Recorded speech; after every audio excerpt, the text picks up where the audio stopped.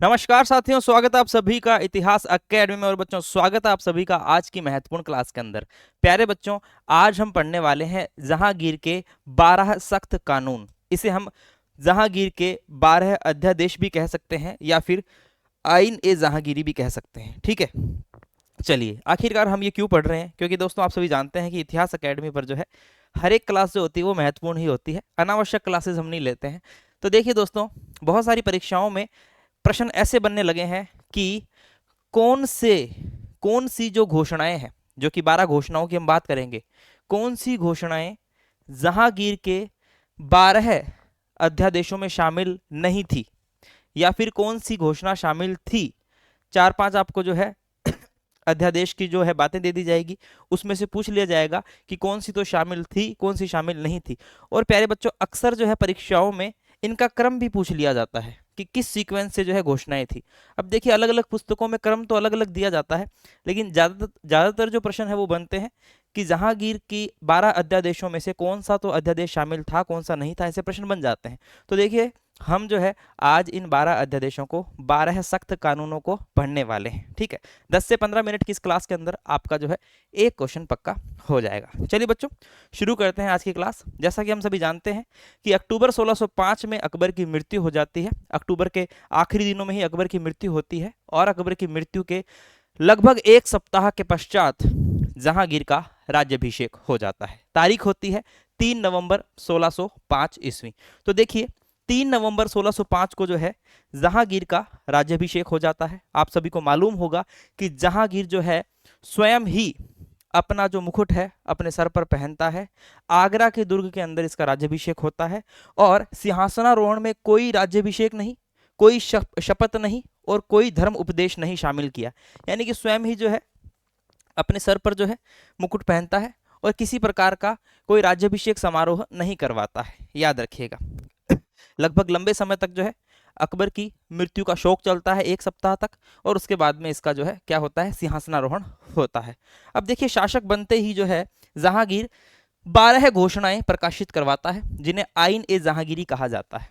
हालांकि इन 12 घोषणाओं से पहले जहांगीर जो है वह आगरा के शाह बुर्ज के अंदर एक न्याय की जंजीर भी लगवाता है, जिसे दोस्तों हम कह सकते हैं कि जिसकी लंबाई लगभग 30 गज, 30 गज उसकी लंबाई मानी जाती है, और उसमें 60 घंटियां लगी हुई थी। और उसमें 60 घंटियों के साथ साथ उसका जो वजन बताया जाता है वो बताया जाता है 4 मन, 4 भारतीय मन।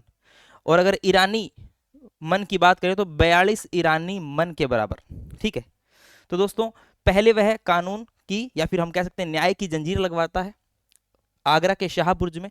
उसके बाद वह शासक बनते ही 12 घोषणाएं प्रकाशित करवाता है, जिन्हें आईन जहांगीरी कहा जाता है। आइए इन 12 घोषणाओं को हम जानते हैं। देखिए, सबसे पहली जो घोषणा थी वो थी जकात, तमगा और मीर बहरी आदि करों का निषेध। यानी कि कुछ करों का उसने निषेध कर दिया था।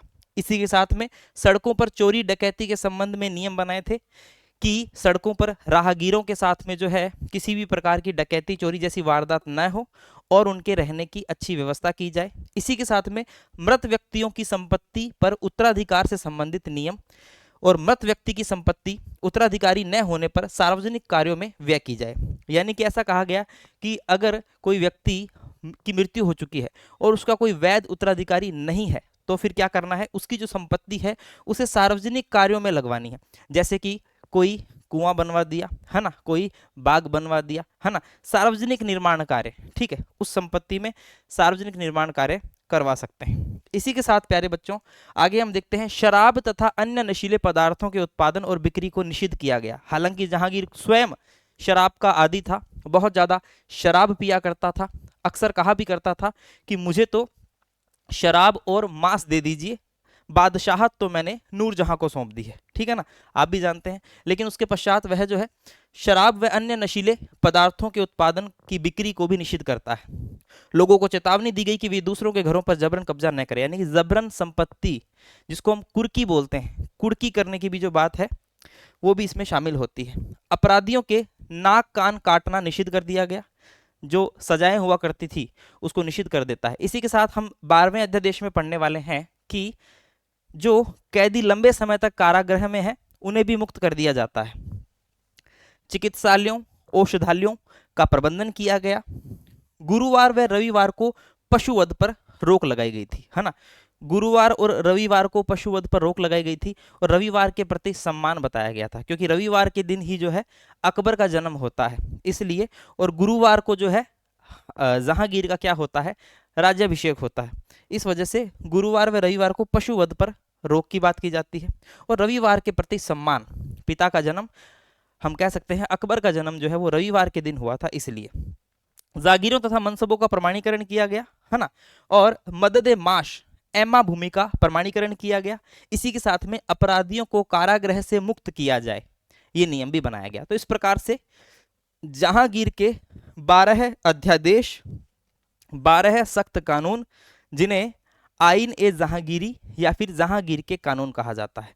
अब देखिए बच्चों, इन 12 कानूनों को अच्छे से पढ़ लीजिएगा और देख लीजिएगा। अगर क्वेश्चन आ जाए, अगर एक दो बार अच्छे से देख लोगे तो आपको समझ में आ जाएगा कि जहांगीर के 12 अध्यादेशों में कौन सा तो कानून शामिल है और कौन सा नहीं है, याद रख लीजिएगा। यहाँ से भी प्रश्न बनते हैं परीक्षाओं के अंदर, ठीक है। इंपॉर्टेंट जो है ये टॉपिक है, तो आराम से देख लीजिएगा। और दोस्तों, हमारी जो छोटी छोटी जो क्लासेस होती हैं उनसे बहुत से क्वेश्चन आते हैं। अभी हाल ही में 2 दिन पहले गुजरात सेट का एग्जाम हुआ, जिसमें लगभग 60 से 70% जो क्वेश्चंस हैं वह तो हमारी यूट्यूब की क्लासेस से ही आ गए थे। एक दो क्वेश्चन मैंने आपको टेलीग्राम पे शेयर भी किए थे। अब सारे क्वेश्चन तो शेयर नहीं कर सकता, लेकिन हाँ लगभग पेपर जो है अपनी यूट्यूब की फ्री क्लासेस से आया था, इसलिए फ्री क्लासेस का भी जो है आप लाभ लीजिए। चलिए दोस्तों, तो मिलते हैं नेक्स्ट क्लास में, तब तक के लिए जय हिंद, जय भारत, धन्यवाद।